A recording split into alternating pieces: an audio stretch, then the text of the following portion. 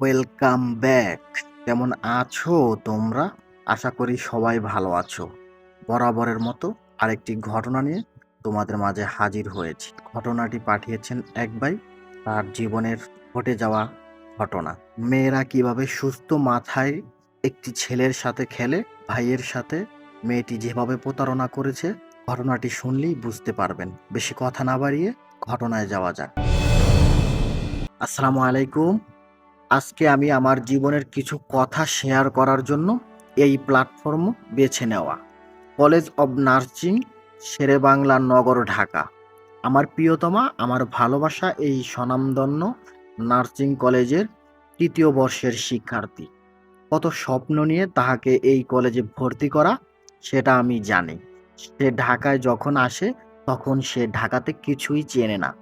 বাবা মা যেমন সন্তানকে একটু একটু করে হাত ধরে হাঁটা শেখায়, ঠিক ঢাকার অলিতে গলিতে সিএনজিতে করে নিয়ে হাতে ধরে তাকে আমি ঢাকা দেখাইছি। তার জন্য আমি কি করি নাই, সব করেছি। ইব্রাহিম ভাইকে ফাঁকি দিয়ে ভোর ৫টায় গিয়ে দাঁড়িয়ে থাকতাম কখন ভাই বাইরে যাবে। তখন তাকে নক দিলে সে আসতো। শীতের রাতে ভোর ৪টা উঠে আমি কলেজের ঘেটে যেতাম। এইভাবে একদিন মেয়েটা আমাকে বিয়েও করলো, সবাইকে লুকিয়ে। শুধু ওর বান্ধবী জানতো। ও হোস্টেলের খাবার খেতে পারতো না, তাই আমি চেষ্টা করতাম ওকে বাইরে থেকে সব সময় খাওয়ানোর জন্য। ওর form fill up, clinical, class, পরীক্ষা সব সময় সাথে থেকেছি। সারাদিন অফিস করে রাতে ঘুমাতাম না, কারণ ও পড়া শেষ করে ফোন দিবে। আমার ফেসবুক পাসওয়ার্ড তাকে দিয়েছিলাম, তারটা সে কখনই দেয়নি। এমনকি তার ফোনটাও আমায় দিত না। সে আমায় সব দিক দিয়েই ঠকিয়ে গেল। আজ আমি সামাজিক, মানসিক, অর্থনৈতিকভাবে নিঃস্ব। সে দেখতে একটু সুন্দর, লম্বা, তার হাতে হয়তো অনেক অপশন, তাই সে আমার সাথে এমন করলো।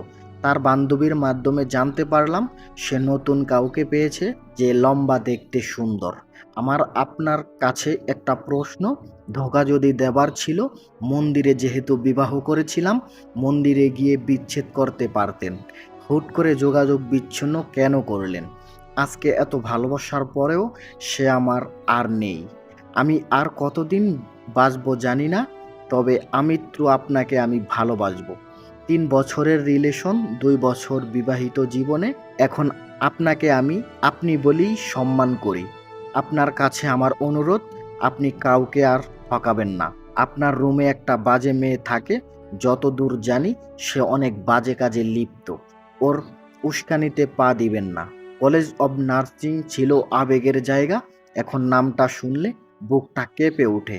আমার সাথে যখন ওর সাথে কথা হতো, ওরা রুমে অন্য ছেলেদের সাথে শুনতাম, কল দিয়ে মাঝে মাঝে ফ্রড করতো। বোন, তোমাদের কাছে অনুরোধ, তোমরা ছেলেদের জীবন নিয়ে এমন করো না। আমি এখন খুব অসুস্থ, আমার মেজর একটা শারীরিক সমস্যা হয়েছে।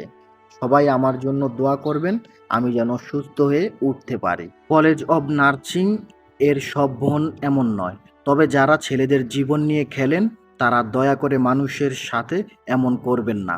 ভালোবাসা কোনো ঠুনকো জিনিস না, আজকে ধরলাম কালকে ছাড়লাম। যদি ভালো নাই বাসতে পারেন তাহলে কাউকে মিথ্যা স্বপ্ন দেখাবেন না। এই বলে ওনার ঘটনাটি শেষ করলেন। ঘটনাটি শুনে একটি করে কমেন্ট করবেন। জীবনের সাথে ঘটে যাওয়া রোমাঞ্চকর কাহিনী, বাস্তব জীবনের ঘটনা এই চ্যানেলে সব সময় পাবেন। সবাই ভালো থাকবেন, দেখা হবে অন্য কোনো ভিডিওতে। ভালো থাকবেন, নিজের খেয়াল রাখবেন।